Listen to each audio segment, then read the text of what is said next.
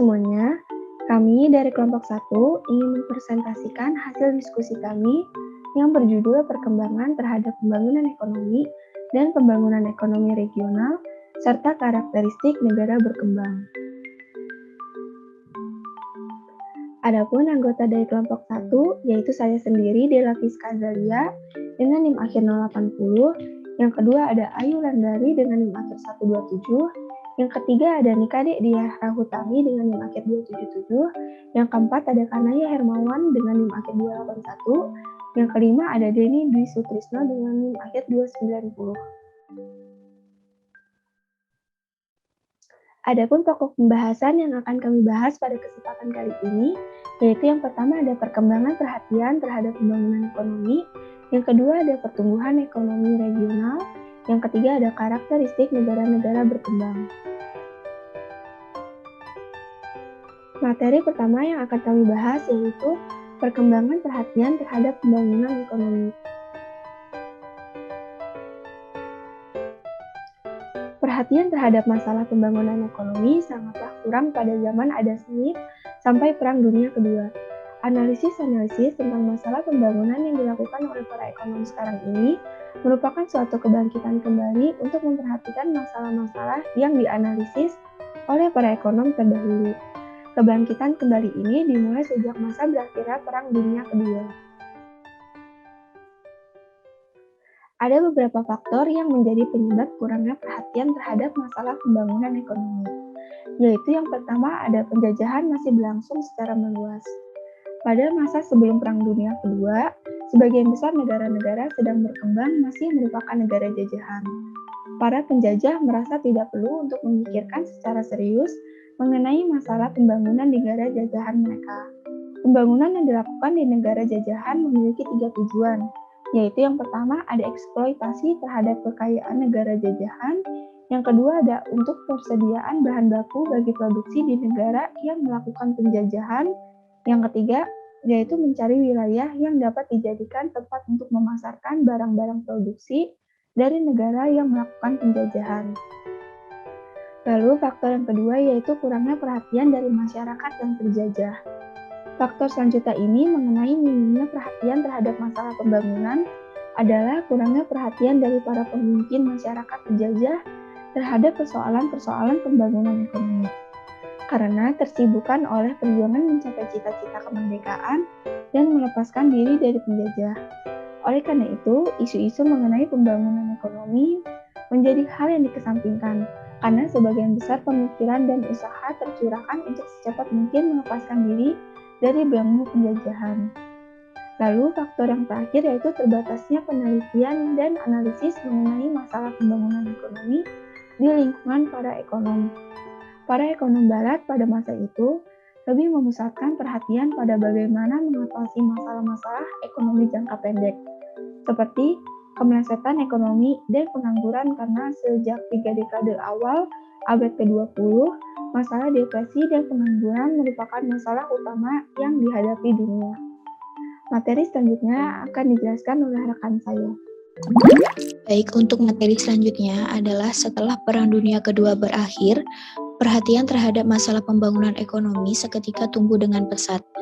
Lalu apa yang menyebabkan hal itu terjadi? Ada beberapa faktor yang mempengaruhi. Yang pertama adalah berkembangnya cita-cita negara-negara yang baru merdeka untuk dapat mengejar ketertinggalan mereka dalam bidang ekonomi dari negara-negara maju. Biasanya negara-negara yang baru merdeka ini relatif miskin dan mengalami masalah kependudukan yang kronis. Maka dari itu, pembangunan ekonomi merupakan sesuatu hal yang sangat mendesak untuk segera dilakukan dan dalam rangka menanggulangi masalah pengangguran dan meningkatkan kesejahteraan masyarakat. Yang kedua adalah berkembangnya perhatian negara-negara maju terhadap usaha pembangunan, khususnya pembangunan ekonomi di negara sedang berkembang.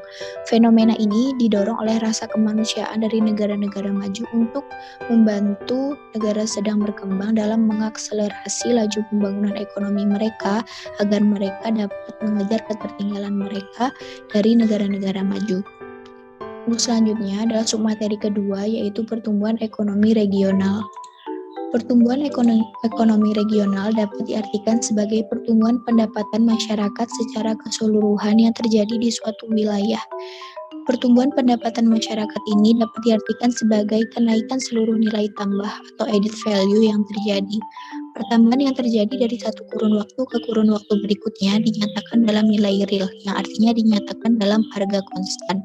Lalu apa saja faktor-faktor yang mempengaruhi pertumbuhan ekonomi di suatu wilayah sendiri? Hal itu akan dibahas lebih lanjut oleh rekan kelompok saya. Baik, saya akan melanjutkan presentasi, yaitu membahas faktor penentu pertumbuhan ekonomi. Menurut Todaro, pada tahun 2000, menjelaskan bahwa ada 3 faktor atau komponen utama dalam pertumbuhan ekonomi dari setiap bangsa, yaitu yang pertama, akumulasi modal, di mana yang meliputi semua bentuk atau jenis investasi baru yang ditanamkan pada tanah, peralatan fisik, dan sumber daya manusia. Yang kedua, ada pertumbuhan penduduk, yang beberapa tahun selanjutnya dengan sendirinya membawa pertumbuhan angkatan kerja. Yang ketiga yaitu ada kemajuan teknologi. Adapun faktor penentu dari pertumbuhan ekonomi secara regional yaitu yang pertama, keuntungan lokasi, yang kedua aglomerasi, yang ketiga migrasi, dan yang keempat lalu lintas modal antar wilayah. Baik, sekian presentasi dari saya, akan dilanjutkan oleh teman saya. Baik, saya akan melanjutkan presentasi dari rekan saya. Saya akan menjelaskan mengenai kelompok teori pertumbuhan ekonomi regional. Yang pertama ada export based model. Dalam teori model ini melihat sudut lokasi sebagai dasar dari pandangannya, yang berpendapat bahwa pertumbuhan ekonomi suatu wilayah akan lebih banyak ditentukan oleh jenis keuntungan lokasi dan dapat digunakan oleh daerah tersebut sebagai kekuatan ekspor. Ada beberapa hal penekanan dalam model teori basis ekspor. Yang pertama, faktor penentu pertumbuhan daerah adalah keuntungan komparatif yang dimiliki oleh daerah tersebut. Oleh karena itu, suatu daerah tidak harus menjadi daerah industri untuk dapat tumbuh dengan cepat. Lalu bila daerah yang bersangkutan memanfaatkan keuntungan komparatif yang dimiliki menjadi kekuatan basis ekspor, maka pertumbuhan ekonomi suatu daerah akan dapat dimaksimalkan. Dan walaupun setiap daerah memiliki keunggulan komparatif, ketimpangan antar daerah yang terjadi bisa saja besar. Hal tersebut dipengaruhi oleh variasi potensi masing-masing daerah karena keuntungan lokasi setiap wilayah berbeda tergantung kondisi geografisnya. Kesimpulan dari teori ini adalah pertumbuhan ekonomi suatu wilayah ditentukan oleh jenis keuntungan lokasi sebagai kekuatan ekspor, di mana keuntungan lokasi setiap wilayah berbeda tergantung dengan kondisi geografisnya. Lalu yang kedua ada neoklasik model. Adanya hubungan antara tingkat pertumbuhan ekonomi suatu negara dengan perbedaan kemakmuran antar daerah. Dalam negara yang sedang berkembang, pada saat proses pembangunan baru dimulai, tingkat kemakmuran antar wilayah cenderung menjadi tinggi. Sedangkan bila proses pembangunan telah berjalan dalam waktu yang lama, maka perbedaan tingkat kemakmuran antar wilayah cenderung menurun. Hal tersebut disebabkan oleh karena pada negara yang sedang berkembang, lalu lintas modal masih belum lancar, sehingga proses penyesuaian ke arah tingkat keseimbangan pertumbuhan belum dapat terjadi. Dalam teori ini dapat disimpulkan bahwa ada hubungan antara tingkat pertumbuhan suatu daerah dengan perbedaan kemakmuran daerah pada negara yang sedang berkembang.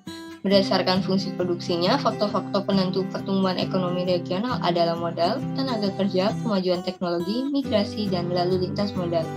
Yang ketiga ada cumulatification model. Dalam model ini, tidak mempercayai kondisi konvergensi walaupun negara tersebut sudah maju. Setiap negara akan mengalami apa yang disebut dengan freedom effect yang menyebabkan negara maju terus berkembang dan daerah miskin akan tumbuh secara lambat. Hambatan yang lebih besar bagi negara-negara terbelakang untuk dapat maju dan berkembang disebabkan oleh pembangunan di negara-negara yang lebih maju. Kondisi menghambat ini disebut dengan backward effect. Kesimpulan yang dapat diambil dari teori ini adalah peningkatan pemerataan pembangunan antar daerah tidak hanya dapat diserahkan pada kekuatan pasar, namun juga perlu adanya campur tangan pemerintah dalam bentuk program-program pembangunan regional, terutama daerah-daerah yang masih relatif terbelakang. Lalu yang terakhir ada core primary model. Menurut teori ini, gerak langkah pembangunan daerah perkotaan akan lebih banyak ditentukan oleh keadaan di desa-desa sekitarnya. Sebaliknya, cara pembangunan daerah di desa-desa sekitar juga sangat ditentukan oleh arah pembangunan perkotaan. Jadi, aspek interaksi antar daerah sangat menonjol. Dari teori ini dapat disimpulkan bahwa analisis menekankan pada hubungan erat dan saling mempengaruhi antar pembangunan kota dan desa, dan sangat menonjolkan interaksi antar daerah serta ketergantungan desa kota suatu saat dapat terputus bila pembangunan wilayah terus berkembang.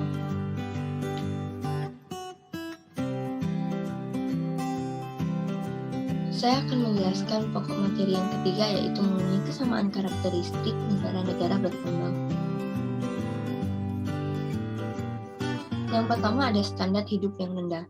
Tingkat kehidupan sebagian besar penduduk negara-negara sedang berkembang pada umumnya cenderung rendah. Tingkat kehidupan yang rendah tersebut bukan hanya dibandingkan dengan negara-negara maju, tetapi juga dibandingkan dengan sekelompok kecil penduduk di dalam negara yang sedang berkembang. Taraf kemakmuran masyarakat dipengaruhi oleh banyak faktor. Biasanya, ukuran standar hidup yang rendah antara lain yaitu pendapatan nasional per kapita, distribusi pendapatan nasional, tingkat kemiskinan, kesehatan, dan pendidikan. Yang kedua ada produktivitas yang rendah. Salah satu ciri negara yang sedang berkembang adalah rendahnya tingkat produktivitas tenaga kerja. Konsep fungsi produksi yang secara sistematif menghubungkan tingkat output dengan kombinasi input pada tingkat teknologi tertentu merupakan konsep yang paling sering digunakan untuk menjelaskan tentang cara masyarakat dalam memenuhi kebutuhan materinya. Oleh karena itu, tidak adanya atau kurangnya input komplementer seperti modal fisik atau manajemen sumber daya manusia yang baik dapat menyebabkan tingkat produktivitas tenaga kerja yang rendah. Sekian presentasi dari saya, akan dilanjutkan oleh rekan saya. Terima kasih. Baik, saya akan melanjutkan presentasi saya, yaitu tingkat pertumbuhan penduduk dan beban ketergantungan yang tinggi.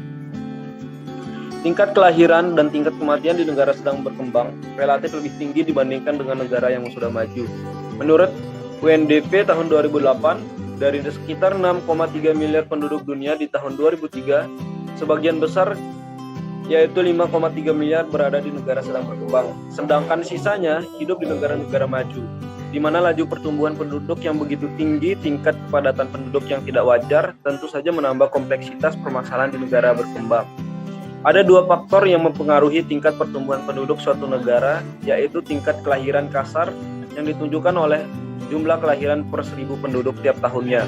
Yang kedua yaitu tingkat kematian yang ditunjukkan oleh jumlah kematian per 1000 penduduk tiap tahunnya. Nah, selama ini tingkat kelahiran maupun tingkat kematian antara dua kelompok negara tersebut juga sangat timpang. Dari data UNDP tahun 2005 menyebutkan bahwa hingga tahun 2003, rata-rata tingkat kelahiran kasar di negara berkembang masih sangat tinggi, yaitu sekitar 22 kelahiran per 1000 penduduk. Sedangkan di negara maju hanya sekitar 12 kelahiran per 1000 penduduknya.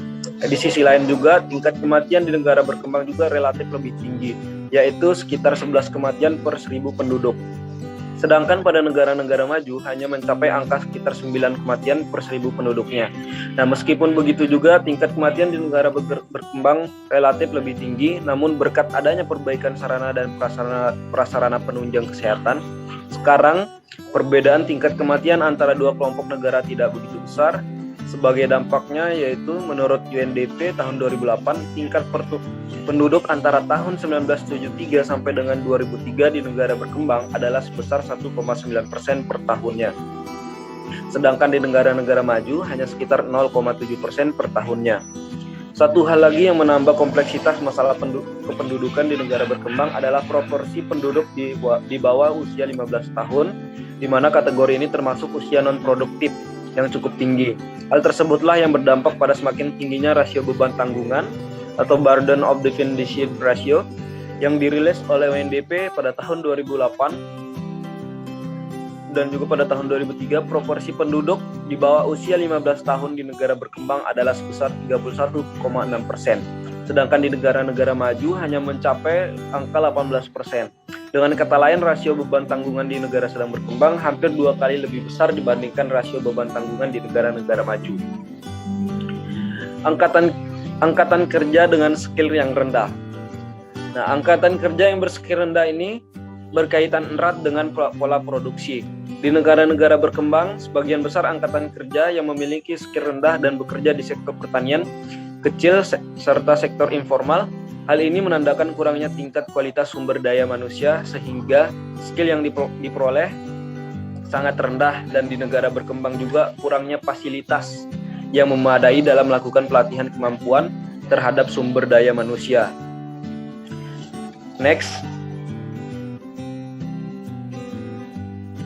Kemudian pada poin ketiga, tingkat pengangguran terselubung dan penuh yang tinggi dan terus tumbuh. Akibat rendahnya taraf hidup masyarakat di negara berkembang disebabkan oleh kecilnya lapangan kerja dibandingkan dengan angkatan kerja yang tersedia setiap tahunnya. Nah, kecilnya lapangan kerja juga menyebabkan timbulnya dua macam pengangguran, yaitu pengangguran terselubung atau pengangguran tidak kentara, dan pengangguran terbuka atau pengangguran penuh. Adanya pengangguran terselubung yaitu di mana tenaga kerja yang ada bekerja di bawah kapasitas optimalnya. Hal ini terlihat dari banyaknya tenaga kerja di daerah perkotaan maupun pedesaan yang bekerja di bawah jam kerja normal. Mereka juga hanya bekerja secara harian, mingguan, atau musiman. Nah, pengangguran terselubung juga terlihat pada tenaga kerja yang bekerja penuh waktu sesuai dengan jam kerja normal, namun produktivitasnya begitu rendah sehingga adanya penambahan jam kerja tidak akan mempunyai pengaruh yang berarti terhadap jumlah output. Kedua, adanya pengangguran terbuka. Artinya orang-orang yang sebenarnya mampu dan sangat ingin bekerja, namun tidak ada pekerjaan yang tersedia bagi mereka. Keadaan ini menuntut penciptaan lapangan kerja baru sesuai dengan perkembangan jumlah tenaga kerja. Dari data Bank Dunia tahun 2006 menyebutkan bahwa antara tahun 2000 sampai dengan 2004, rata-rata jumlah pengangguran di negara sedang berkembang adalah 12% dari keseluruhan angkatan kerja.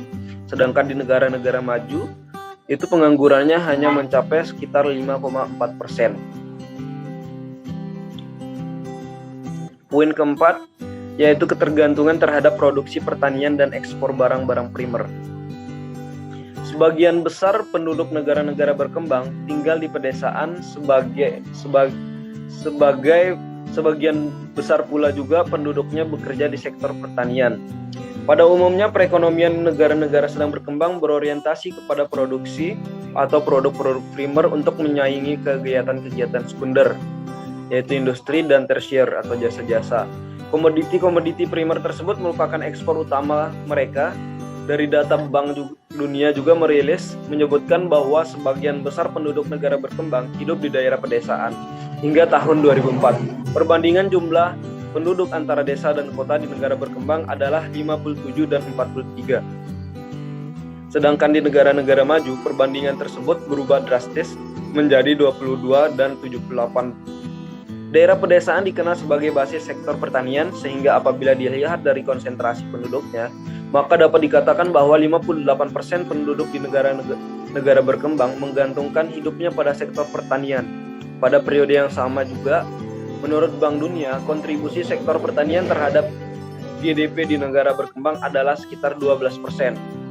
Sedangkan di negara-negara maju hanya sekitar 2%. Di sisi lain, 10 tahun sebelumnya pada tahun 1990, kontribusi sektor pertanian terhadap GDP di negara berkembang adalah sekitar 18%, sedangkan di negara-negara maju hanya 3%.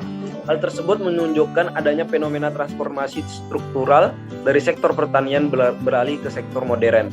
Oleh karena itu dapat ditarik kesimpulan bahwa meskipun sektor pertanian di negara sedang berkembang menyerap sebagian besar tenaga kerjanya, namun kontribusi yang diberikan oleh sektor tersebut dinilai sangat kurang. Dalam kaitannya dengan permasalahan tersebut, ada dua kebijakan yang dapat dijalankan negara sedang berkembang, di mana adanya revitalisasi pertanian, mengingat sektor pertanian juga merupakan basis perekonomian negara sedang berkembang. Dan yang kedua yaitu adanya transformasi struktural yang dinamis, suatu proses transformasi yang tidak menyebabkan adanya ketimpangan atau kepincangan pada salah satu sektor. Demikian presentasi yang dapat kami sampaikan. Semoga apa yang kami sampaikan dapat bermanfaat, dan apabila salah kata dalam penyampaian kami mohon maaf. Terima kasih kami ucapkan kepada teman-teman dan dosen sekalian.